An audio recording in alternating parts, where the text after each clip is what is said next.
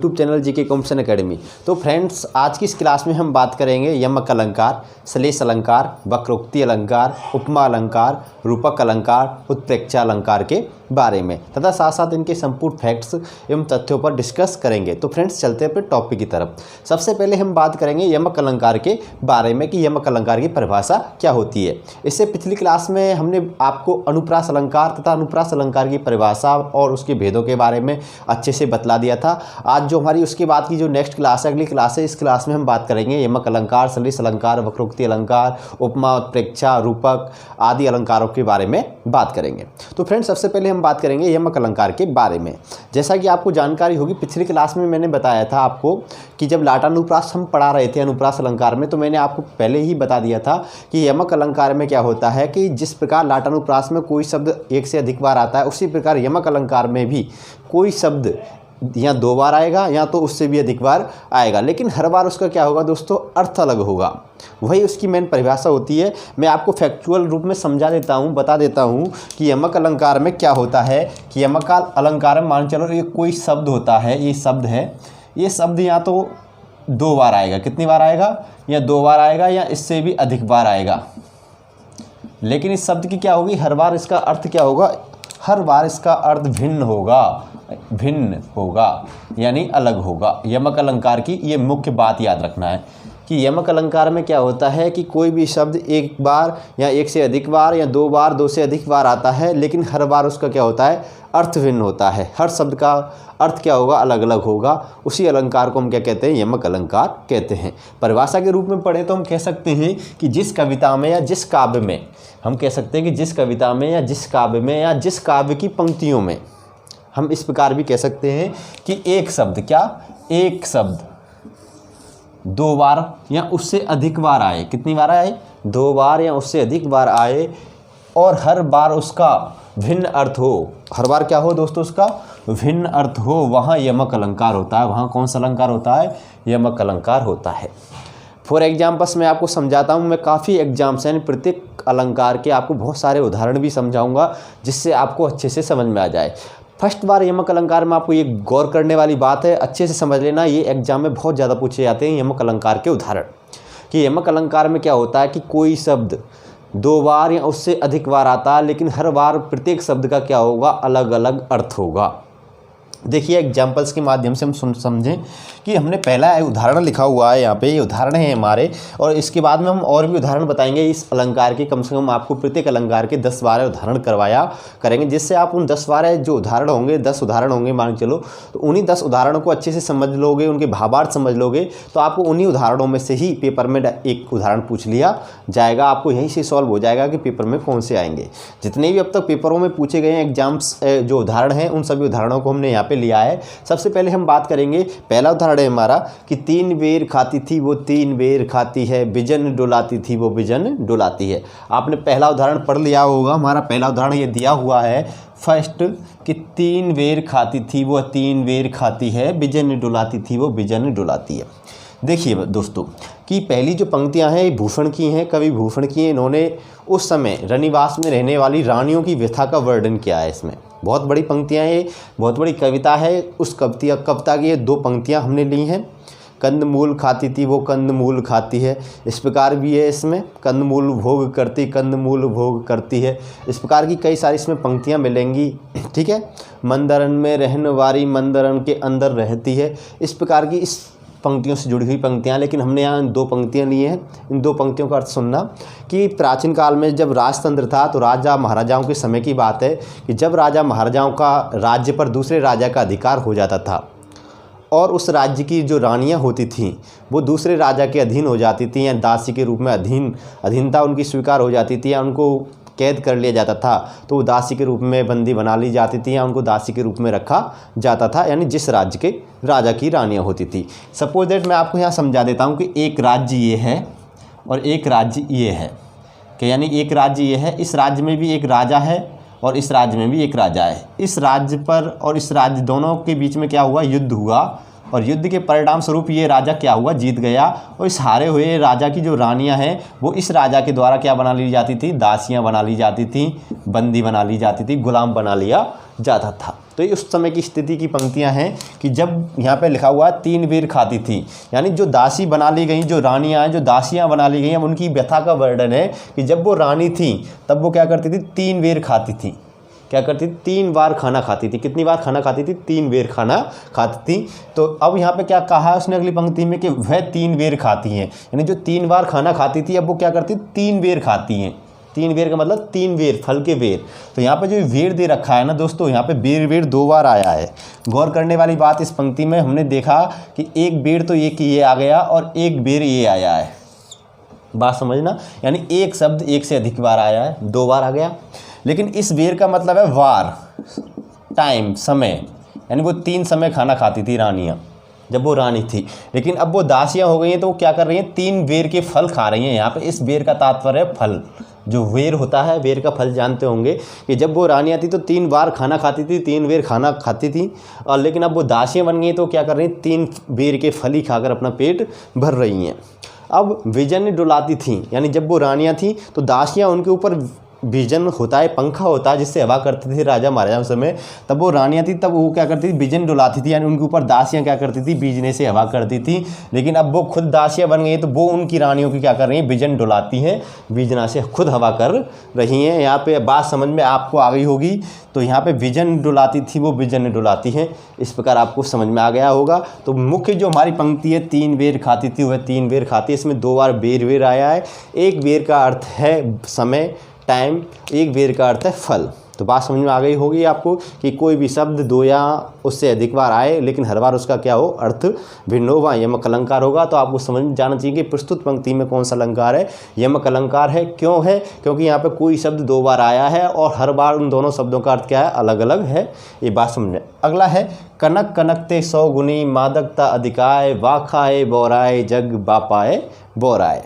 देखिए दोस्तों, यहाँ पे कनक कनक, एक कनक तो ये रहा और एक कनक ये रहा, यानी जो कनक कनक शब्द है 2 बार आया। कितनी बार आया है, 2 बार आया है, और दोनों बार इसका अर्थ अलग अलग है। देखिए, एक कनक का अर्थ होता है धतूरा। क्या होता है, धतूरा। एक कनक का अर्थ है, इस कनक का अर्थ है धतूरा, और एक कनक का अर्थ है सोना, स्वर्ण, यहाँ हम कह सकते हैं सोना, गोल्ड, इंग्लिश में बोलते हैं गोल्ड। ठीक है, तभी यहाँ पे कवि क्या कहना चाह रहा है कि कनक कनकते 100 गुनी मादकता अधिकार। ठीक है, कनक कनकते क्या होती है, व्यक्ति के अंदर 100 गुनी मादकता की अधिकता, यानी 100 गुनी जो मादक पदार्थ को 100 गुना हम खा लें उससे भी अधिक नशा हो जाता है। किसका, कनक और कनक का। यानी एक कनक का मतलब सोना, यहाँ सोने से तात्पर्य है पैसा भी कह सकते हैं, सोना चांदी भी कह सकते हैं, और एक कनक है धतूरा, एक धतूरे का फल होता है। अब क्या कह रहा है अगली पंक्ति में कि वा खाए बोराए जग, यानी अगर व्यक्ति धतूरे को खा लेता है तो बोराए मतलब पागल हो जाता है। धतूरे को खा के व्यक्ति क्या हो जाता है, पागल हो जाता है। धतूरे का फल जो भगवान शिव की प्रतिमा पर चढ़ाया जाता है वही धतूरे का फल होता है। तो वा खाए यानी इस कनक को खाकर व्यक्ति क्या हो जाता है, बोरा जाता है, यानी पागल हो जाता है।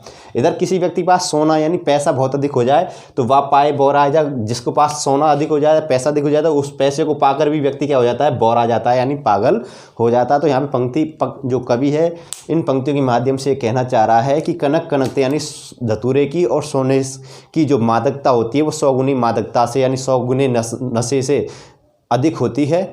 अगर धतूरे को कोई व्यक्ति खा लेता है तो पागल हो जाता है, और जिसको सोना यानी सोना पैसा अधिक मिल जाए उसको पाकर भी व्यक्ति क्या हो जाता है, पागल हो जाता है। तो इस प्रकार कनक कनक के 2 अर्थ निकले, एक का धतूरा, एक का सोना चांदी यानी पैसा।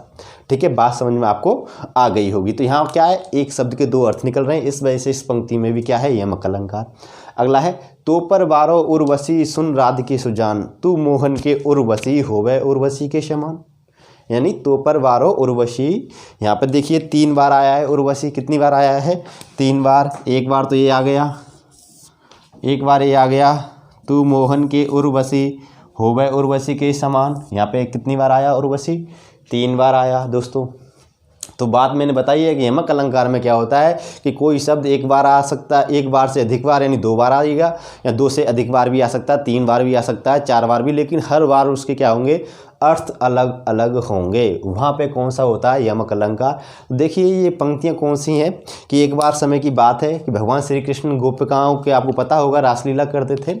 तो भगवान श्री कृष्ण के जब उनकी जो मुख्य गोपिका थी राधा, श्री राधा, तो राधा उनसे रूठ गई और कहने लगी कि आप हमसे प्रेम नहीं करते, आप तो सभी गोपिकाओं के पीछे पड़े रहते हो।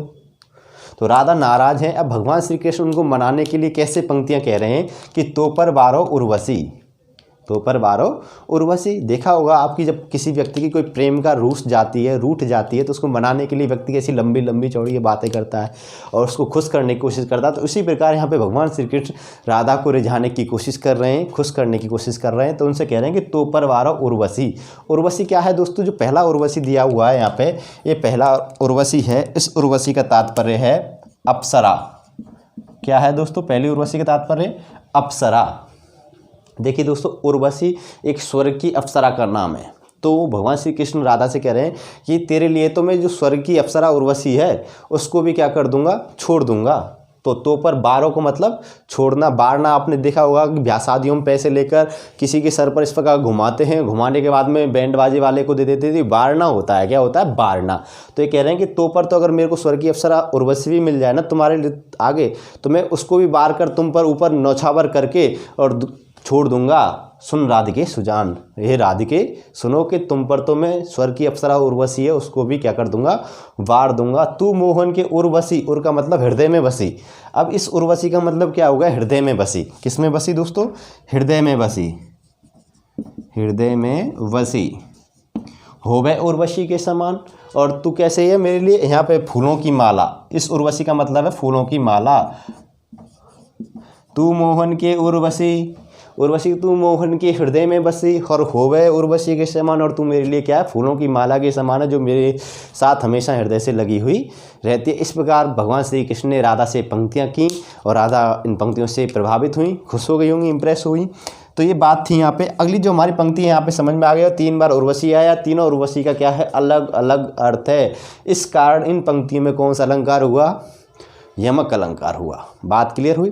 अगला है सारंग ले सारंग चली कर सारंग की ओट, सारंग झीनो देख कर सारंग कर गई चोट। बहुत अच्छी पंक्तियां हैं दोस्तों ये काव्य की, कि सारंग ले सारंग चली कर सारंग की ओट। देखिए यहाँ पे सारंग शब्द कितनी बार आया है? एक सारंग ए रहा, एक सारंग ए रहा, एक सारंग ए आया है यहाँ पे, और एक सारंग ए आया है यहाँ पे, एक सारंग ए आया है। अब देखो दोस्तों, अच्छे से समझना इन पंक्तियों को कि सारंग सारंग कितनी बार आया है यहाँ पे? 1 बार, 2, 3, 4, 5 बार यहाँ पे क्या आया है? सारंग आया है। अब प्रत्येक सारंग का अर्थ क्या है ये आपको गौर करना है। देखो, पहले सारंग का अर्थ है दिया। क्या है? दिया, दिया, दीपक। आपने देखा हो दिया जिसको हम दीपक बोलते हैं, वो दिया है। ठीक है, दिया। एक सारंग का अर्थ है स्त्री या नारी, हम कह सकते हैं कोई भी स्त्री या नारी। और एक सारंग का अर्थ है दोस्तों यहाँ पे दुपट्टा। क्या है? दुपट्टा या पल्लू। पल्लू होता है ना अपना, दुपट्टे का पल्लू, वो है। और एक सारंग का अर्थ है हवा, एक सारंग का अर्थ है हवा। और इस सारंग का अर्थ फिर से दिया है यहाँ पर। क्या है? दिया। तो बात पंक्तियों का भावार्थ आपने निकाल लिया होगा कि एक स्त्री दिया को लेकर जा रही है। किसको? दिया को लेकर एक स्त्री चली, नारी चली। कर सारंग की ओट, किसको? एक दुपट्टा की ओट करके एक दिया लेकर एक स्त्री जा रही है। ठीक है, एक सुंदरी, यहाँ पर नारी के लिए सुंदरी शब्द का प्रयोग, इसमें सुंदरी शब्द का प्रयोग किया है। एक सुंदरी दिया को अपने दुपट्टे की ओट में, यानी सारंग की ओट में, दुपट्टे की ओट में लेकर जा रही है।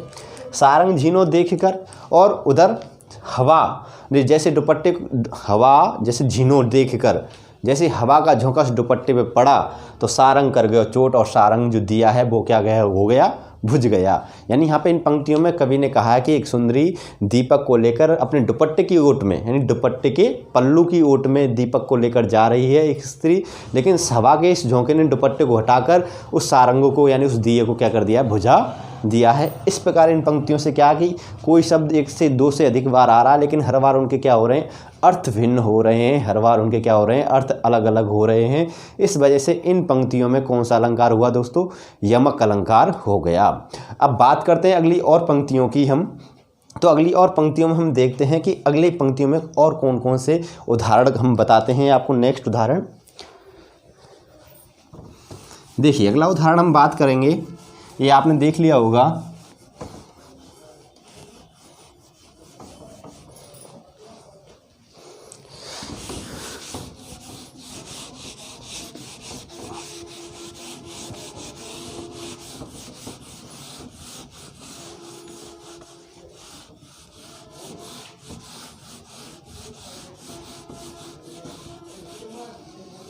तो आपको समझ में आ गई होगी यहाँ तक बात कि जो हमारी पहली पंक्ति थी 3 बेर खाती थी, तो यहाँ पे पहले उदाहरण में क्या आया, बेर बेर 2 बार आया। कितनी बार आया, बेर बेर 2 बार। एक बेर का तात्पर्य क्या था, समय, और एक बेर का तात्पर्य क्या था, फल। और दूसरे में क्या आया, कनक कनक 2 बार आया दोस्तों, कनक और कनक। और एक कनक का तात्पर्य क्या था, धतूरा, धतूरे का फल, धतूरे, हम कह सकते हैं धतूरा। और एक कनक का अर्थ था स्वर्ण, यानी पैसा भी कह सकते हैं हम इसको। और तीसरे में आया था दोस्तों आपको उर्वशी, उर्वशी और उर्वशी, 3 बार उर्वशी आया था। एक उर्वशी का मतलब क्या था, अप्सरा। एक उर्वशी का तात्पर्य क्या था, हृदय में बसी, हृदय में बसी। और एक फूलों की माला, फूलों की माला। अब अगली बात करें, चौथे उदाहरण में हमने देखा सारंग कितनी बार आया, 5 बार आया, जिनमें 4 सारंगों के अलग अलग अर्थ थे, सारंग, सारंग और सारंग। मैंने यहाँ बताया एक सारंग का अर्थ क्या था दोस्तों, दीपक। एक सारंग का अर्थ क्या था, नारी, या स्त्री भी कह सकते हैं हम। एक सारंग का अर्थ क्या था, पल्लू या दुपट्टा भी कह सकते हैं हम। और एक सारंग का अर्थ क्या था दोस्तों, यहाँ पर हवा। क्या था, हवा। इस प्रकार 4 जो हमने उदाहरण समझाए थे यमक अलंकार के, उनमें ये शब्द क्या आए, एक से अधिक बार आए हैं, और हर बार इन शब्दों को क्या हुआ है, अर्थ अलग अलग हुआ है। अब और भी उदाहरण इनके अलावा हम बताते हैं आपको। जैसे मैं एक और उदाहरण लिख देता हूँ आपको, काली घटा का घमंड घटा, काली घटा का घमंड घटा।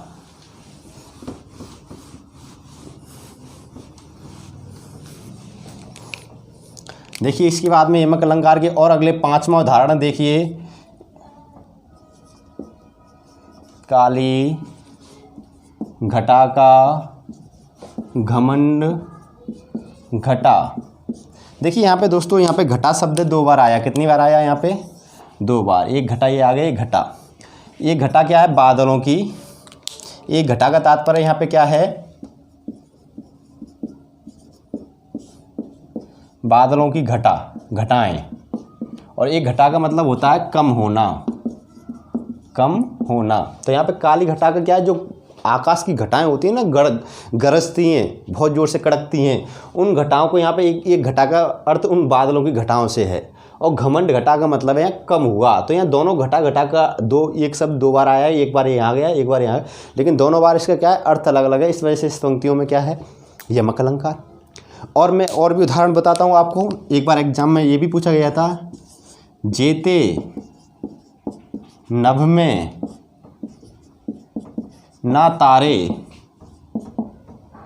तेते तुम तारे। जेते नभ में तारे, तेते तुम तारे, तेते तुम तारे, तारे।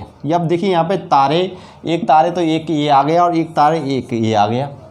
ये गंगा माँ के लिए कही गई हैं पंक्तियाँ। किसके लिए कही गई हैं, गंगा माँ के लिए क्या कही गई हैं, गंगा नदी के लिए कही गई हैं। कि गंगा माँ के लिए कहा गया कि जितने नभ में, नभ का मतलब है आकाश, क्या है यहाँ पे, आकाश की, जितने आकाश में तारे हैं ना, स्टार, तारे, आकाश के तारे, ठीक है, उन तारों को ये तारे कहा गया है।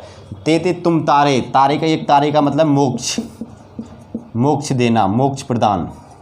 या गंगा माँ के लिए कहा गया है कि जेते आकाश में, जितने आकाश में तारे हैं, स्टार हैं, उतने ही व्यक्तियों को तुमने क्या कर दिया है, मोक्ष प्रदान कर दिया है। आपको पता होगा व्यक्ति की मृत्यु के पश्चात जो उसकी अस्थियां विसर्जन होती हैं वो गंगा नदी में होती हैं और उनको मोक्ष प्राप्त होता है। उसी प्रकार गंगा नदी के लिए पंक्तियाँ कही गई, जेते नभ में तारे, तेते तुम तारे। जितने भी आकाश में तारे हैं उतने व्यक्तियों को आपने क्या कर दिया, तार दिया है, मोक्ष प्रदान कर दिया। यहाँ पर दोनों तारों का क्या है, अलग अलग अर्थ है। अगली देखिए पंक्ति 7वीं हमारी, 7वां उदाहरण देखिए, सजना है मुझे सजना के लिए, सजना है मुझे सजना के लिए, सजना के लिए। देखिए इस पंक्ति में सजना, यहाँ क्या हो गया, सजावट, मेकअप की कह सकते हैं हम इसको, मेकअप, यहाँ ये मेकअप के लिए, सजना है मुझे सजना के लिए। ये सजना किसके लिए आया है यहाँ पे, प्रियतम के लिए, पति भी कह सकते हैं और हम प्रेमी भी कह सकते हैं। यहाँ पे एक नारी, एक सुंदरी है, वो कह रही है कि मुझे सजना है, मुझे मेकअप करना है, किसके लिए, अपने प्रियतम के लिए, अपनी सजना के लिए। तो यहाँ सजना का तात्पर्य क्या है, यहाँ पे प्रियतम से भी हो सकता है, पति से भी हो सकता है, प्रेमी से भी हो सकता है। और इस सजना का मतलब क्या है, मेकअप करना, साज श्रृंगार करना, हम कह सकते हैं श्रृंगार भी कह सकते हैं। मेकअप अंग्रेजी वर्ड हो गया, हिंदी वर्ड में इसको कहें तो श्रृंगार। तो इसको श्रृंगार करना है किसके लिए, अपने प्रियतम के लिए। तो यहाँ पे 2 बार सजना सजना आया, लेकिन दोनों बार क्या है, अलग अलग अर्थ है। अगले उदाहरणों की तरफ मैं आपको लेकर चलता हूँ।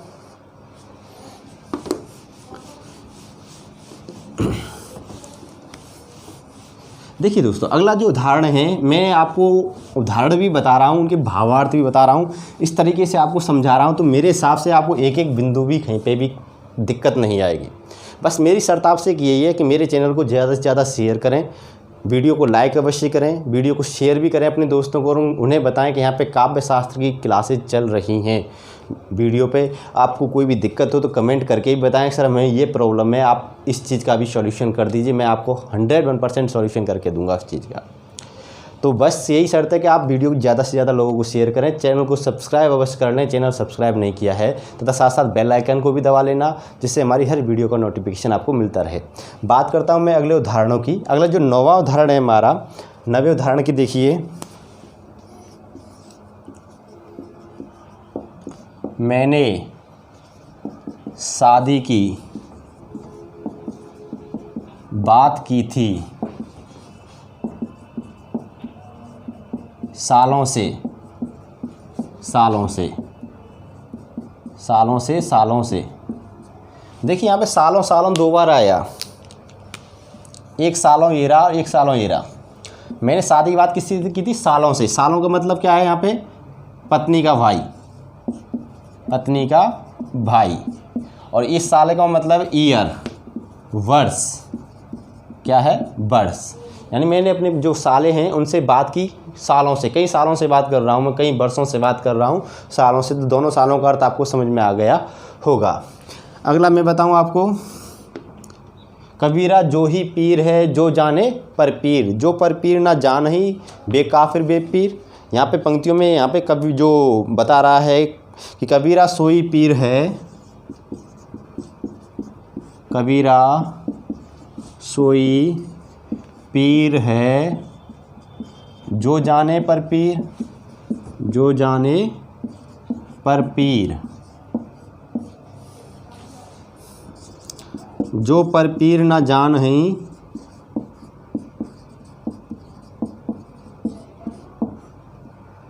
सो काफिर बेफीर, सो काफिर वे पीर। देखिए यहाँ पे पीर शब्द 2 बार आया है, एक पीर ये रहा, एक पीर ये रहा। गौर करना अच्छे से कि कबीरा सोई पीर है, या पीर का मतलब संत। मुसलमानों, जो मुस्लिम समुदाय होता है, उस समुदाय में संत को पीर कहते हैं। क्या कहते हैं, संत को पीर कहते हैं। तो ये कह रहा है कि कबीरा सोई पीर है, यानी कबीरा कह रहे हैं कि वो ही पीर है, यानी वो व्यक्ति, वही व्यक्ति संत है जो जाने पर पीर, जो दूसरे की पीड़ा, या पीर का मतलब पीड़ा या दुख भी कह सकते हैं हम। क्या कह सकते हैं, दुख। जो दूसरों की पीड़ा और दुख को समझे वही क्या है, संत है। जो पर पीर, जो दूसरों की दुख, जो दूसरों की पीड़ा ना जान ही, जो दूसरों की पीड़ा नहीं जानता, वो काफिर बेपीर, वो क्या है, संत नहीं है। वो क्या है, संत नहीं है, वो काफिर है, संत के रूप में एक ढोंगी है। संत के रूप में क्या है, एक ढोंगी है। तो आपको इन उदाहरणों के माध्यम से मैंने आपको अच्छे से बतला दिया। और भी उदाहरण, बहुत सारे उदाहरण हैं। या मुरली मुरली धर की अधरान ना अधरान धरूंगी, या मुरली मुरलीधर की, मुरलीधर की अधरान ना अधरा अधरान अधरा ना धरूंगी। ठीक है, तो यहाँ पे आया कि या मुरली मुरली धर की अधरान अधरा ना धरूंगी। तो यहाँ पे क्या है, होठों पर। देखो इसका मतलब है, अधर का मतलब होता है ओठ। जो राधा हैं, भगवान श्री कृष्ण जब मथुरा चले गए थे तो राधा को अपनी मुरली दे गए थे।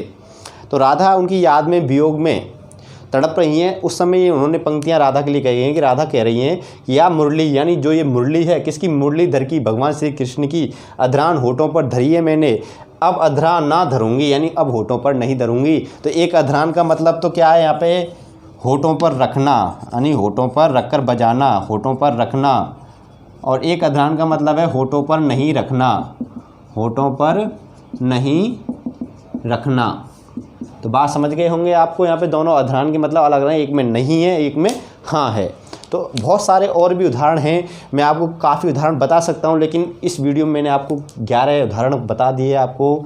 ये हमारा 11वां उदाहरण है। कौन सा है? 11वां उदाहरण है। तो इस प्रकार ये वीडियो काफ़ी बड़ी हो रही है, यानी एक ही अलंकार में। तो नेक्स्ट अगली क्लास में दोस्तों, जो ये हमारा यमक अलंकार यहीं पे हमने समाप्त कर दिया। इससे अगली क्लास में, यानी इससे अगली जो वीडियो होगी, उस वीडियो में हम बात करेंगे श्लेष अलंकार की। किसकी बात करेंगे? श्लेष अलंकार की। तो आज की क्लास में, इस क्लास में बस इतना ही। अगली क्लास में मिलते हैं श्लेष अलंकार के साथ। तब तक के लिए अलविदा।